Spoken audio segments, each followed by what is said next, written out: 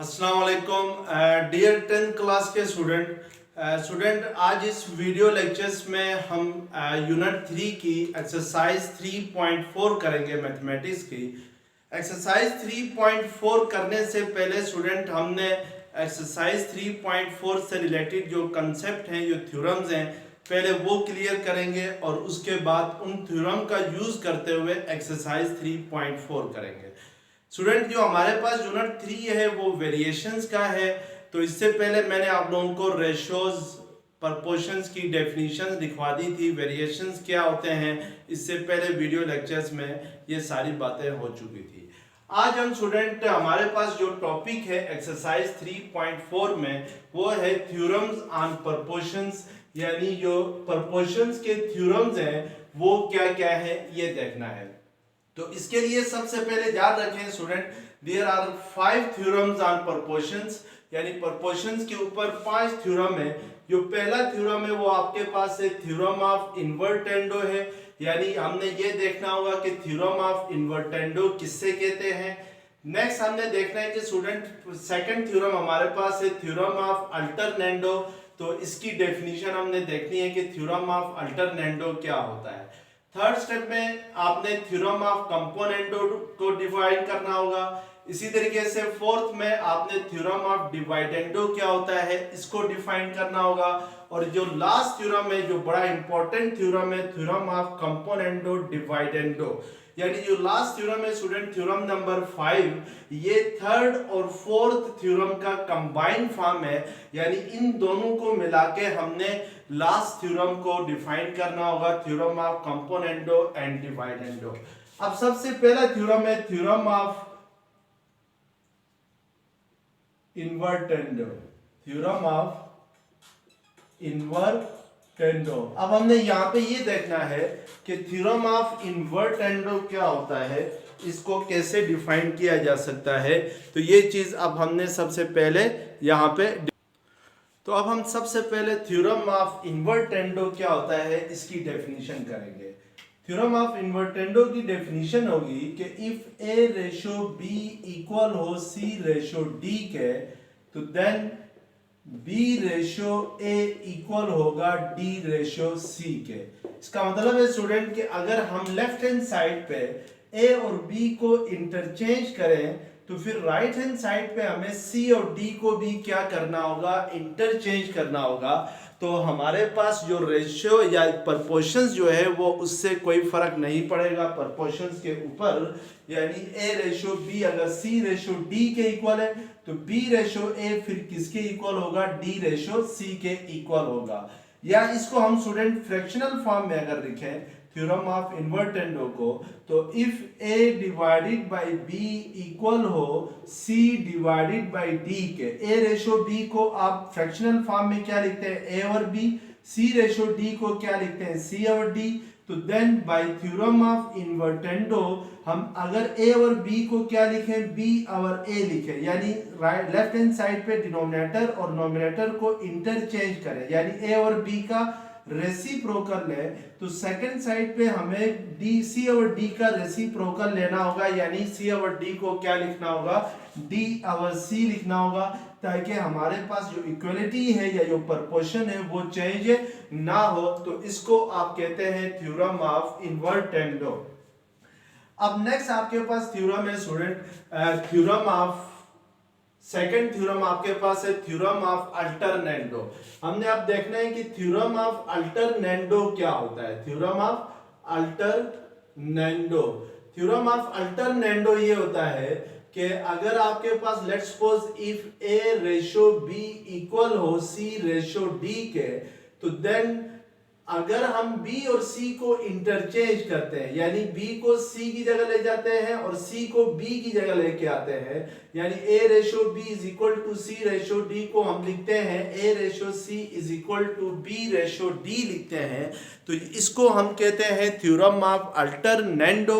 और इससे भी कोई फर्क नहीं पड़ता है, यानी प्रपोर्शंस जो होती है या इक्वलिटी जो होती है वो चेंज नहीं होती है। यहाँ पे स्टूडेंट बी और सी जो है वो मीन ऑफ द प्रोपोर्शंस कहलाते हैं, ए और डी जो है ये एक्सट्रीम ऑफ द प्रोपोर्शंस कहलाते हैं। अगर हम किसी प्रोपोर्शंस के मीन को इंटरचेंज करें, यानी बी और सी को इंटरचेंज करें, तो इससे प्रोपोर्शंस चेंज नहीं होती है, प्रोपोर्शन सेम रहती है।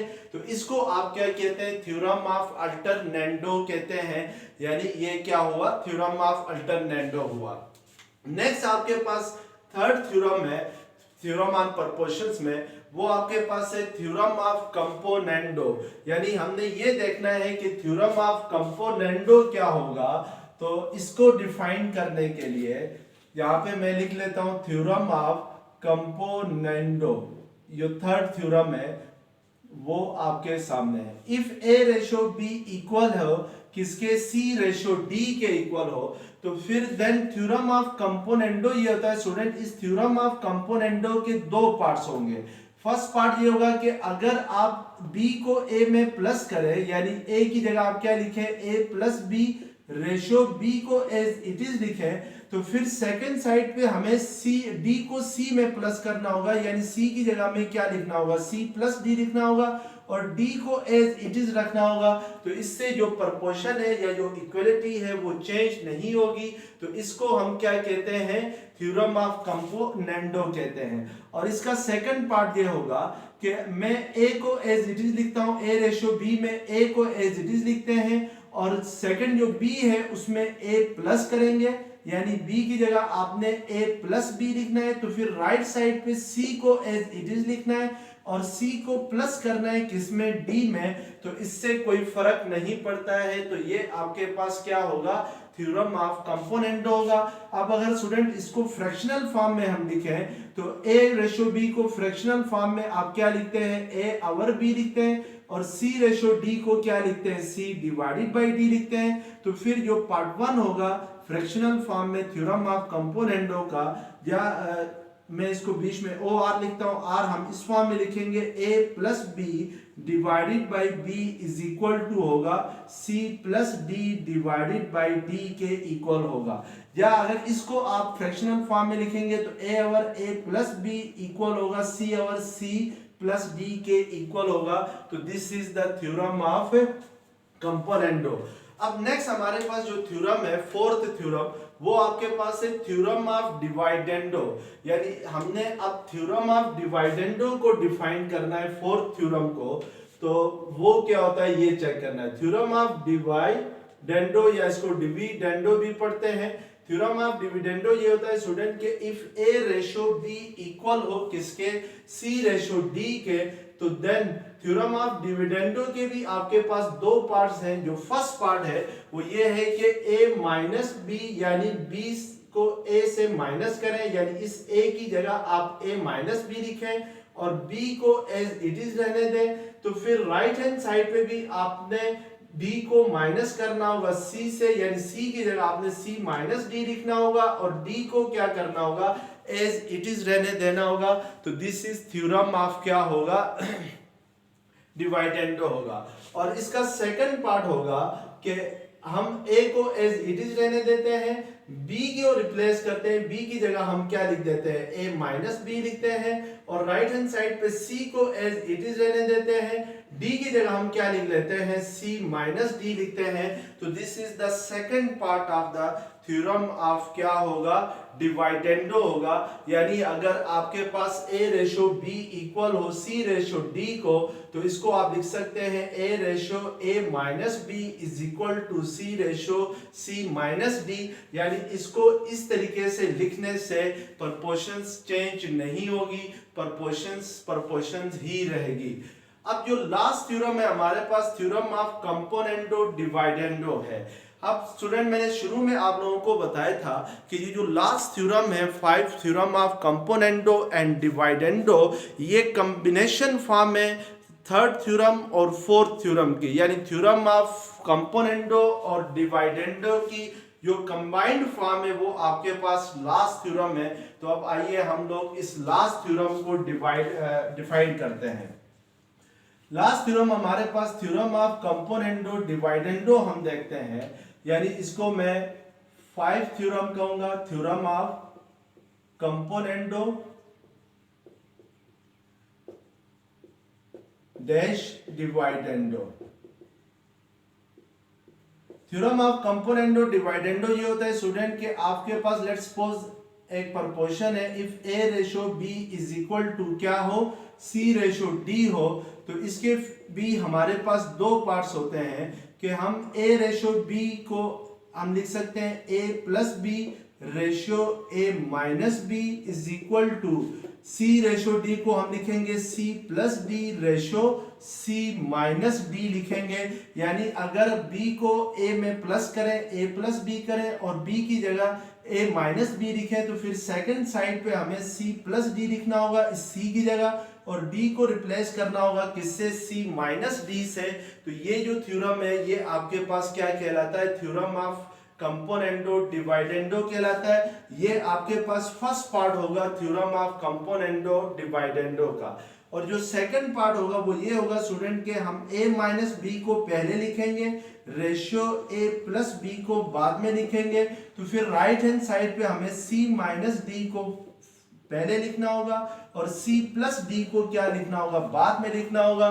तो ये आपके पास क्या होगा, थ्योरम ऑफ कंपोनेंडो एंड डिवाइडेंडो होगा। इसको अगर फ्रैक्शनल फॉर्म में अगर हम लिखें इस चीज को, तो फ्रैक्शनल फॉर्म में स्टूडेंट जैसे a प्लस बी है, a plus B ratio a minus B को आप लिख सकते हैं a plus B divided by a minus B लिख सकते हैं, और राइट हैंड साइड पे c plus D ratio c minus D को आप लिख सकते हैं c plus D divided by c minus D लिख सकते हैं। तो अगर आपके पास इफ a रेशो b को आप a और b की फॉर्म में लिखें, c रेशो d को c और d की फॉर्म में लिखें, तो फिर then first theorem of componendo and dividendo क्या होगा, a plus B divided by a minus B फिर किसके इक्वल होगा, c plus D divided by c minus D के इक्वल होगा। और अगर इसके सेकंड पार्ट को यानी a minus B ratio a plus B is equal to c minus D ratio c plus D को आप फ्रैक्शनल फॉर्म में लिखें, तो ये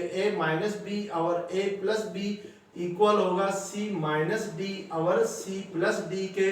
तो इसको हम कहते हैं थ्योरम ऑफ कंपोनेंडो एंड डिवाइडेंडो। अब इन थ्योरम का यूज करते हुए स्टूडेंट हम लोग एक्सरसाइज 3.4 करेंगे। तो आइए देखते हैं एक्सरसाइज 3.4 का क्वेश्चन नंबर 1 क्या है। अब एक्सरसाइज 3.4 का क्वेश्चन नंबर 1 आपके पास है, prove that a ratio b is equal to c ratio d if part 1 में आपके पास है 4a plus 5b divided by 4a minus 5b is equal to 4c plus 5d divided by 4c minus 5d है। यहाँ पे student आपने proof ये करना है कि a रेशो b किसके इक्वल होना चाहिए, c रेशो d के इक्वल होना चाहिए, और पार्ट 1 को लेके आपने इस चीज का प्रूफ करना है। और बाय यूजिंग सीडी थ्योरम यानी डिविडेंडो कंपोनेंडो थ्योरम के जरिए आपने ये प्रूफ करना है। और हमें पता है स्टूडेंट के कंपोनेंडो डिविडेंडो थ्योरम क्या होता है, जो लास्ट थ्योरम हमने पढ़ा था जो कंबाइंड फॉर्म था 3 और 4 का, वो आपके पास क्या था कि if a ratio b equal हो c रेशो d के, या आप इसको a रेशो b को लिख सकते हैं a और b और c रेशो d को लिख सकते हैं a और d, तो देन आपके पास student a plus b ratio a minus b equal होगा किसके, c plus d ratio c minus D के, या फ्रैक्शनल फॉर्म में अगर हम इसको लिखें तो a प्लस बी और a माइनस बी इक्वल होगा c प्लस डी और c माइनस डी के। और इसको स्टूडेंट इसका सेकंड पार्ट होता था a minus B ratio a plus B equal to c minus D ratio c plus D के इक्वल होता है। तो अब हमने इस थ्योरम का यूज करते हुए यहाँ पे प्रूफ करना है कि a रेशो b किसके इक्वल आना चाहिए, c रेशो d के इक्वल आना चाहिए। तो अब हम पार्ट 1 में देखते हैं। तो पार्ट 1 में लेफ्ट हैंड साइड आपके पास है 4a plus 5b divided by 4a minus 5b है equal to 4c plus 5d divided by 4c minus 5d है। इसका मतलब है स्टूडेंट कि इस a की जगह आपके पास 4a प्लस 5b है, और ये जो नीचे डिनोमिनेटर में b है इसकी जगह 4a माइनस 5b है, और राइट हैंड साइड पे c और d की जगह आपके पास 4c प्लस 5d और 4c -5d है। तो हम यहाँ पे यूजिंग CD थ्योरम यानी CD थ्योरम का यूज कर लेते हैं। तो CD थ्योरम मींस के कंपोनेंडो डिवाइडेंडो थ्योरम का यूज करते हैं। अगर आपके पास a और b किसके इक्वल हो, c और d के इक्वल हो, तो then by componendo dividendo theorem a plus b और a माइनस b किसके इक्वल होगा, c प्लस d और c माइनस d के इक्वल होगा। तो हमने इस फॉर्म में इसको लिखना है। तो इट मींस कि ये समझे स्टूडेंट, आपके पास ये 4a प्लस 5 जो है ये a है और ये डिनोमिनेटर में 4a माइनस 5b जो है ये b है। हमने इसको a प्लस b और a माइनस b की फॉर्म में लिखना है। तो इस a की जगह मैं लिखूंगा 4a प्लस 5b लिखूंगा और प्लस जो b है ये वाला, इस b की जगह मैं क्या लिखूंगा 4a माइनस 5b लिखूंगा जो डिनोमिनेटर में है। और ये 4a माइनस 5b आपके पास b है और डिनोमिनेटर में a माइनस b लिखना है। तो 4a प्लस 5b ये आपके पास b है, माइनस 4a माइनस 5b लिखेंगे, a प्लस b और a माइनस b की फॉर्म में लिखेंगे। तो फिर राइट हैंड साइड को c प्लस d और c माइनस d की फॉर्म में लिखना है। तो c आपके पास यहाँ पे 4c प्लस 5d है। तो इस c की जगह c प्लस d में c की जगह हम क्या लिखेंगे 4c प्लस 5d लिखेंगे और प्लस 4c माइनस 5d लिखेंगे, क्योंकि d यहाँ पे आपके पास क्या है डिनोमिनेटर में 4c माइनस 5d है और नीचे डिनोमिनेटर में इसको माइनस की फॉर्म में लिखेंगे इसी चीज को। तो ये प्लस की जगह क्या आएगा माइनस आएगा, यानी c माइनस d की जगह आपने डिनोमिनेटर में क्या लिखना है 4c plus 5d minus 4c minus 5d लिखना है। अब नेक्स्ट स्टेप में हमने इन ब्रैकेट्स को स्टूडेंट रिमूव करना है। तो मैं नेक्स्ट स्टेप यहीं पे कर लेता हूं। तो अगर ब्रैकेट से बाहर साइन प्लस का हो तो ब्रैकेट रिमूव करने से साइन पे कोई असर नहीं पड़ता है, तो ये एज इट इज साइन रहेंगे। डिनोमिनेटर में देखिए स्टूडेंट, अगर ये फर्स्ट ब्रैकेट को रिमूव करता हूं तो इससे कोई फर्क नहीं पड़ता है, लेकिन जो सेकंड ब्रैकेट है आपके पास, सेकंड ब्रैकेट में अब डिनोमिनेटर में जो ब्रैकेट है ये माइनस 4a माइनस 5b, अगर ये ब्रैकेट में रिमूव करता हूं तो इसकी वजह से ये साइन क्या होगा चेंज हो जाएगा, माइनस प्लस हो जाएगा। इसी तरीके से यहाँ पे अगर मैं ये ब्रैकेट रिमूव करता हूं तो इससे ये साइन चेंज हो जाएगा, माइनस की जगह हम क्या लगा देंगे प्लस लगा देंगे। अब यहाँ पे लेफ्ट हैंड साइड पे नोमिनेटर में देखते हैं स्टूडेंट, ये प्लस 5b है ये माइनस 5b है, तो ये दोनों आपस में क्या हो जाएंगे कैंसिल हो जाएंगे। और इस तरीके से ये 4a प्लस 4a क्या हो जाएगा 8a हो जाएगा। और डिनोमिनेटर में ये 4a माइनस 4a ये कैंसिल हो जाएंगे और 5b प्लस 5b किसके इक्वल हो जाएगा 10b के इक्वल हो जाएगा। और राइट हैंड साइड पे अगर हम देखते हैं तो ये 5d है और ये माइनस 5d है, तो ये दोनों आपस में क्या हो जाएंगे कैंसिल हो जाएंगे, क्योंकि एक प्लस में है और दूसरा क्या है माइनस में है। तो आपके पास नोमिनेटर में रह जाएगा राइट हैंड साइड पे 4c प्लस 4c करते हैं तो 8c आ जाएगा। और डिनोमिनेटर में स्टूडेंट ये 4c और ये माइनस 4c आपस में कैंसिल हो जाएंगे, तो 5d प्लस 5d किसके इक्वल आ जाएगा 10d के इक्वल आ जाएगा। तो ये आपके पास सिंपलीफाइड फॉर्म आ जाएगी नेक्स्ट स्टेप के अंदर। अब आपने स्टूडेंट यहाँ पे देखें ये 8 और ये 8 कैंसिल हो जाएंगे, क्योंकि ये 8 इधर आके डिवाइड होगा तो इस 8 से कैंसिल होगा और ये वाला 10 सेकंड साइड पे जाके इससे मल्टीप्लाई होगा तो फिर ये इसके साथ कैंसिल हो जाएगा। तो आपके पास जो सिंपलीफाइड फॉर्म आएगी वो a और b इज इक्वल टू क्या आ जाएगी c और d आ जाएगी। a और b को आप बाय डेफिनेशन लिख सकते हैं, a और b को a रेशो b लिख सकते हैं और c और d को c रेशो d लिख सकते हैं। तो इस a और b को हम a ratio b equal to c और d को राइट हैंड साइड पे क्या लिखेंगे c रेशो d लिखेंगे। तो इट मींस के आपके पास a रेशो b किसके इक्वल आ जाएगा c रेशो d के इक्वल आ जाएगा। तो ये आपने प्रूफ कर लिया। तो क्वेश्चन में आपसे यही कहा था कि prove that a ratio b is equal to c ratio d, तो हमने a रेशो b को फिर किसके इक्वल ले आए c रेशो d के इक्वल लेके आगे। तो आइए देखते हैं नेक्स्ट पार्ट क्या है इस क्वेश्चन का। नेक्स्ट पार्ट है स्टूडेंट क्वेश्चन नंबर 1 का, prove that a ratio b is equal to c ratio d if. Part 5 है pa plus qb ratio pa minus qb is equal to pc plus qd ratio pc minus qd है।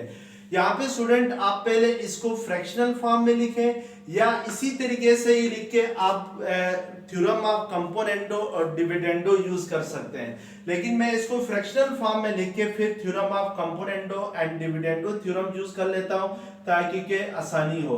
तो ये p ए plus Q b ratio p ए minus Q b को आप लिख सकते हैं जैसे ए रेशियो बी हो तो आप उसको ए और बी की फॉर्म में लिख सकते हैं। तो इस रेशियो को आप पी ए प्लस क्यू बी और पी ए माइनस क्यू बी की फॉर्म में लिख सकते हैं। इसी तरीके से सेकंड साइड पे पी सी plus Q D ratio P सी माइनस क्यू डी को आप P C plus Q D divided by P C minus Q D की फॉर्म में लिख सकते हैं। तो रेशियो को हमने क्या किया, फ्रैक्शनल फॉर्म में लिख दिया। अब हमने यूज करना है c d theorem. Using c d theorem यानी कंपोनेंडो डिवाइडेंडो थ्योरम यूज करना है। तो अगर कंपोनेंडो डिवाइडेंडो थ्योरम क्या होता है कि इफ ए और बी किसके इक्वल हो, सी और डी के इक्वल हो, तो फिर देन ए प्लस बी और ए माइनस बी इक्वल होगा सी प्लस डी और सी माइनस डी के। तो ए समझे स्टूडेंट आपके पास है पी ए प्लस क्यू बी है इस ए की जगह, और इसी तरीके से बी जो है वो आपके पास है पी ए माइनस क्यू बी है, और राइट हैंड साइड पे सी और डी की जगह आपके पास जहां पे क्वेश्चन में पी सी प्लस क्यू डी और पी सी माइनस क्यू डी है, हमने सी डी थ्योरम यूज करके इसको इस फॉर्म में लेके आना है, यानी A ratio B is equal to C ratio D की फॉर्म में लेके आना है। तो मैं a प्लस बी और a माइनस बी की फॉर्म में अगर इसको लिखता हूं तो a आपके पास है पी ए plus Q b plus b आपके पास है पी ए माइनस क्यू बी है, डिवाइडेड बाय इसी को माइनस में लिखना है पी ए प्लस क्यू बी, प्लस की जगह क्या लिख देना है माइनस पी ए माइनस क्यू बी इसको लिख देना है।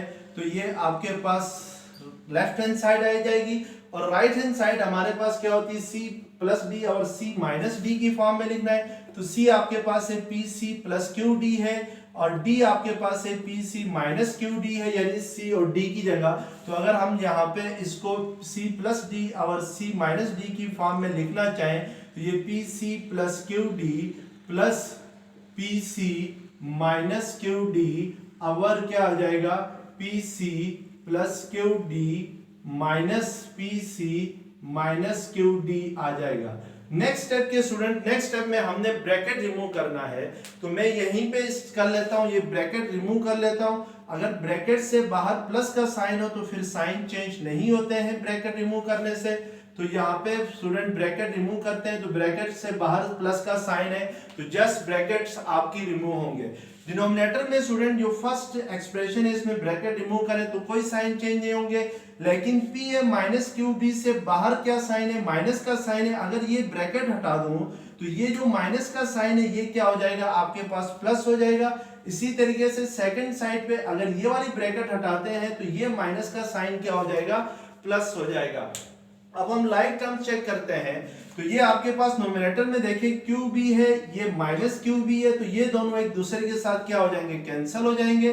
तो यहाँ पे आपके पास रह जाएगा P A plus P A, तो ये किसके इक्वल होता है p A plus P A आपके पास इक्वल होता है, मैं इसको यहाँ पे लिखता हूँ P A plus P A 2PA के इक्वल होगा। इसी तरीके से डिनोमिनेटर में ये माइनस पी ए और ये प्लस पी ए आपस में कैंसिल हो जाएंगे, तो ये q b plus Q b किसके इक्वल होगा 2QB के इक्वल होगा, is equal to right hand side पे जहां पे देखें स्टूडेंट ये प्लस क्यू डी है ये माइनस क्यू डी है, तो ये दोनों आपस में क्या हो जाएंगे कैंसिल हो जाएंगे। तो ये P C plus P c क्या होगा 2PC हो जाएगा, और डिनोमिनेटर में आपके पास ये पी सी और ये minus P c cancel out हो जाएंगे।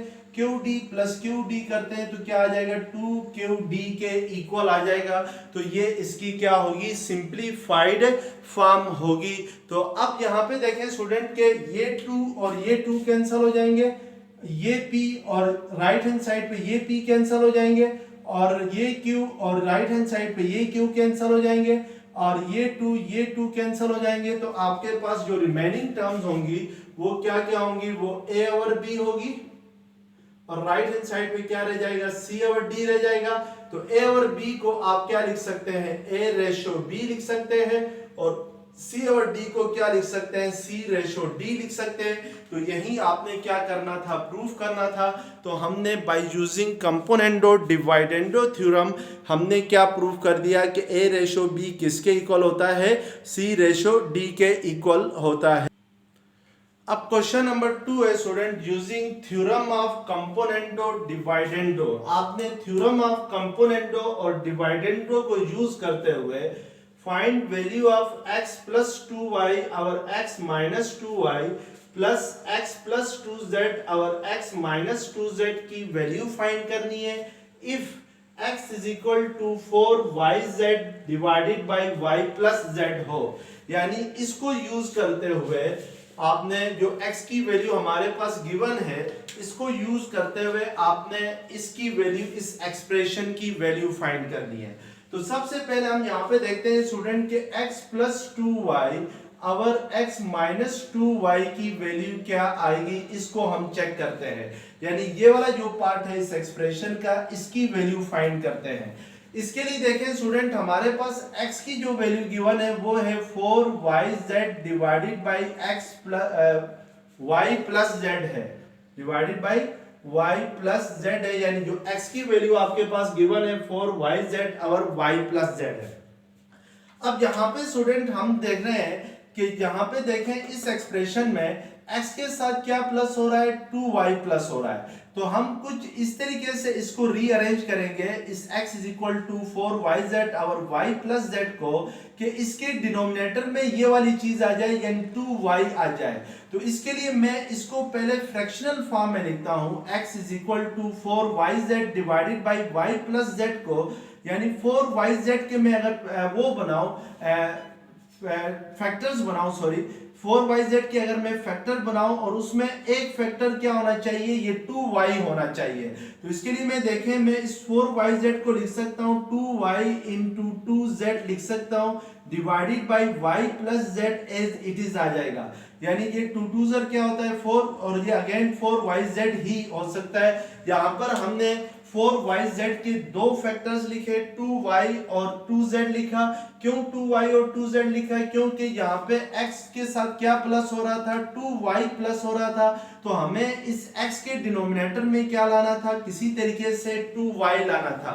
तो अब यहाँ पे नेक्स्ट स्टेप के अंदर स्टूडेंट देखें कि ये जो 2y है इस 2z के साथ मल्टीप्लाई हो रहा है, तो सेकंड साइड पे आके इस x से क्या होगा, डिवाइड होगा। तो हम इसको लिख सकते हैं x डिवाइडेड बाई 2y किसके इक्वल आएगा, 2z divided by y plus z के इक्वल आएगा। तो ये पहले आपने इसको रीअरेंज किया, सिंप्लीफाई किया। अब हमने theorem of componendo and dividendo use करना है। तो सीडी थ्योरम यानी कंपोनेंडो डिवाइडेंडो थ्योरम हमारे पास क्या होता है कि if a divided by b equal हो c डिवाइडेड बाई d के, तो देन a प्लस b और a माइनस b इक्वल होगा c प्लस d और c माइनस d के। इसके और सेकंड पार्ट ये होता था कि a माइनस b और a प्लस b इक्वल होता है c माइनस डी और c प्लस डी के। तो ये आपके पास दो पार्ट है थ्योरम ऑफ कंपोनेंडो एंड डिवाइडेंडो के। अब हमने यहाँ पे ये डिसाइड करना है कि इन दोनों पार्ट्स में से कौन सा पार्ट हम यहाँ पे यूज करें। आपने इसको इस तरीके से देखना है कि जब यहाँ पे स्टूडेंट देखें x प्लस 2y आ रहा है नोमिनेटर में, x प्लस 2y यानी अगर नोमिनेटर में इधर प्लस आ रहा हो तो फिर आपने जो first theorem of componendo dividendo theorem है वो यूज करना है। और लेट्स सपोज अगर यहाँ पे ऊपर प्लस माइनस आता, नीचे क्या आता, प्लस आता, तो फिर हम second theorem of componendo and dividendo theorem use करते हैं। तो अब पहले मैं यहाँ पे क्या करूंगा, यूज सीडी थ्योरम यानी कंपोनेंडो डिवाइडेंडो थ्योरम का यूज करूंगा। तो अगर कंपोनेंडो डिवाइडेंडो थ्योरम का हम यूज करते हैं तो ये जो a और b है इसकी जगह आपके पास इधर लेफ्ट हैंड साइड में x और 2y है और c और d की जगह क्या है 2z और y प्लस z है। तो a और b को हम क्या लिखते हैं, a प्लस b और a माइनस b लिखते हैं। तो इधर हम इसको लिखेंगे x प्लस 2y और x माइनस 2y लिखेंगे क्योंकि a आपके पास x है, b आपके पास 2y है। तो इसको a प्लस b और a माइनस b की फॉर्म में हम लिखेंगे।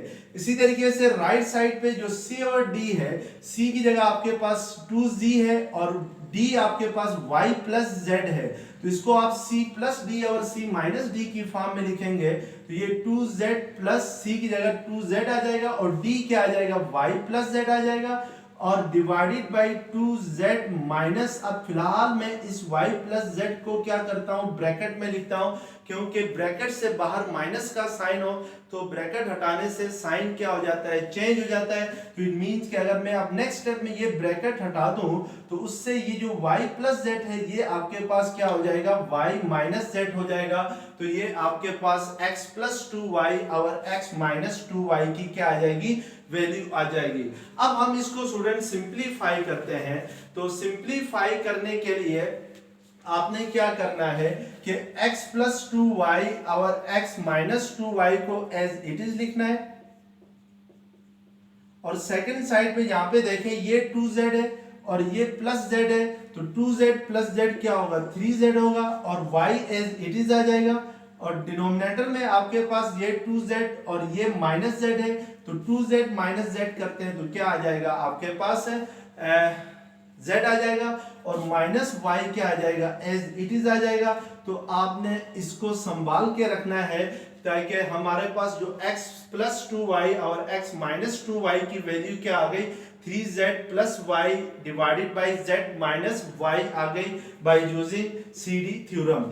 अब नेक्स्ट हमने स्टूडेंट वैल्यू फाइंड करनी है कि हमारे पास ये वाली जो एक्सप्रेशन है, ये वाली जो टर्म है, सेकंड टर्म जो है x प्लस 2z और x माइनस 2z किसके इक्वल आएगा ये चेक करना है। उसके लिए हम देखेंगे कि x की वैल्यू हमारे पास क्या गिवन है, x की वैल्यू गिवन है 4yz और हमने पहले देखें कि किस चीज की वैल्यू फाइंड करनी है कि x plus 2z divided by x minus 2z की वैल्यू फाइंड करनी है। उसके लिए स्टूडेंट हमारे पास x की वैल्यू गिवन है 4yz divided by y plus z है। अब हम इसको दोबारा से रीअरेंज करेंगे बाय फैक्टराइजेशन ऑफ 4yz के अगर मैं स्टूडेंट फैक्टर इस तरीके से मैं अब ये चाहता हूं कि इधर देखें x के साथ क्या प्लस हो रहा है, 2z प्लस हो रहा है, तो मैं चाहता हूं कि इस x के डिनोमिनेटर में किसी तरीके से 2z आ जाए। तो उसके लिए हम इस अगर 4yz को लिखें 2y इंटू 2z लिखें तो कोई फर्क नहीं पड़ता है, क्योंकि 2y इंटू 2z किसके इक्वल होता है, y प्लस z के ही इक्वल होता है। अब स्टूडेंट ये जो 2y को तो एज इट इज रहने देंगे, ये जो 2z है इसको सेकंड साइड पे शिफ्ट करेंगे। अब 2z को अगर सेकंड साइड पे शिफ्ट करते हैं तो आपके पास ये होता है x और 2z equal to, right hand side पे आपके पास नोमिनेटर में रह जाता है 2y और डिनोमिनेटर एज इट इज आएगा, यानी y प्लस क्या आ जाएगा, z के इक्वल आ जाएगा। तो इस तरीके से आपने इसको क्या करना है, सॉल्व करना है। अब हमने again theorem of componendo and dividendo use करना है। तो हमें पता है कि अगर a और b इक्वल हो c और d के, तो देन a प्लस और a माइनस b किसके इक्वल होता है, c प्लस d और c माइनस d के इक्वल होता है। तो इस a और b की जगह आपके पास x और 2z है, तो इसको हम by using theorem of componendo and dividendo लिख सकते हैं x प्लस 2z और x माइनस 2z और राइट हैंड साइड पे आप 2y प्लस d आपके पास है y प्लस z है, यानी इसको आपने c प्लस d और c माइनस d की फॉर्म में लिखना है। तो डिनोमिनेटर में 2y minus y plus z लिखना है और y प्लस z को क्या करना है, फिलहाल ब्रैकेट में रखना है। और नेक्स्ट स्टेप में स्टूडेंट इस ब्रैकेट को हटाएंगे तो इससे ये साइन प्लस का साइन क्या हो जाएगा, चेंज हो जाएगा, माइनस आ जाएगा। और अब अगर इसको हम सिंप्लीफाई करते हैं तो ये 2y प्लस y क्या होगा, 3y होगा प्लस z आ जाएगा। इसी तरीके से डिनोमिनेटर में 2y माइनस y क्या होगा, y माइनस z आ जाएगा, यानी ये आपके पास x प्लस 2z और x माइनस 2z की वैल्यू आ गई कि ये किसके इक्वल होता है, यानी x प्लस 2z और x माइनस 2z हमारे पास इक्वल आ गया 3y प्लस z के इक्वल आ गया divided by y minus z के इक्वल आ गया। तो हम इसको यहाँ पे राइट करेंगे। अब हमने तो फाइंड करना था इसकी वैल्यू, यानी x प्लस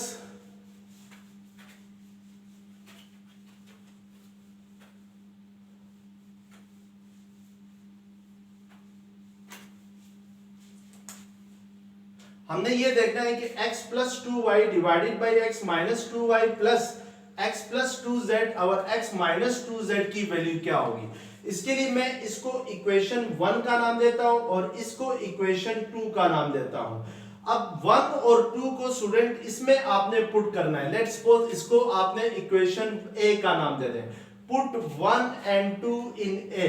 तो अगर 1 और 2 को a में पुट करें तो x प्लस 2y और x minus 2y plus x plus 2z और x माइनस 2z, या आप ये भी कह सकते हैं एड 1 एंड 2, यानी इक्वेशन 1 और 2 को ऐड करें तो लेफ्ट हैंड साइड के साथ ऐड होगी और राइट हैंड साइड किसके साथ ऐड होगी, राइट हैंड साइड के साथ। तो आपके पास यहाँ पे 1 में राइट हैंड साइड है 3z plus y divided by 3z minus y है, और प्लस इसी तरीके से नेक्स्ट आपके पास है right hand side 3y plus z divided by y minus z है।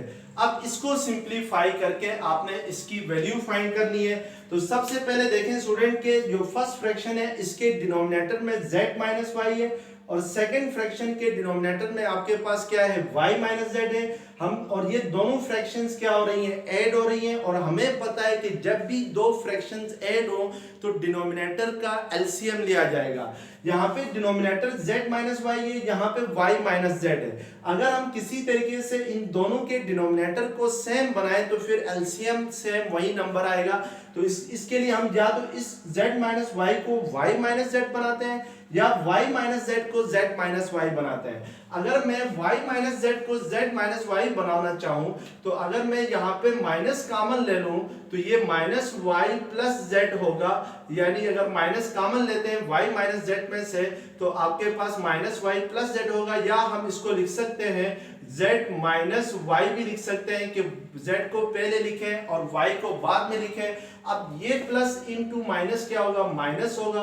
तो इट मींस कि इसकी जगह हम नेक्स्ट स्टेप में क्या लगा सकते हैं, माइनस लगा सकते हैं।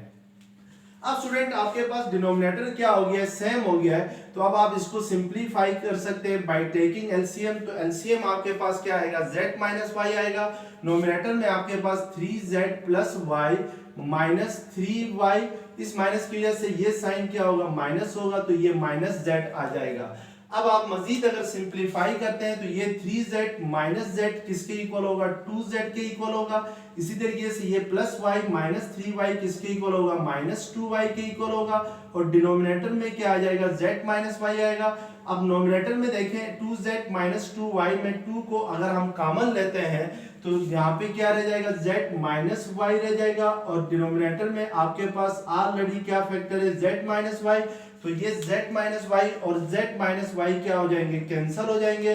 तो आपके पास नेक्स्ट जो वैल्यू रह जाएगी वो क्या रह जाएगी, 2 रह जाएगी। इट मींस कि x प्लस 2y और x minus 2y plus x plus 2z और x माइनस 2z की वैल्यू हमारे पास क्या आ गई, 2 के इक्वल आ गई। तो इस तरीके से हमने by using theorem of componendo and dividendo इसका क्या फाइंड किया, इसकी वैल्यू फाइंड की। तो स्टूडेंट अगर ये वीडियो लेक्चर्स पसंद आ गया है तो प्लीज चैनल्स को सब्सक्राइब करें और बेल आइकन को क्लिक करें। तो नेक्स्ट वीडियो लेक्चर में हम इसी एक्सरसाइज के जो नेक्स्ट क्वेश्चंस हैं वो करेंगे। Thank you very much. Allah Hafiz.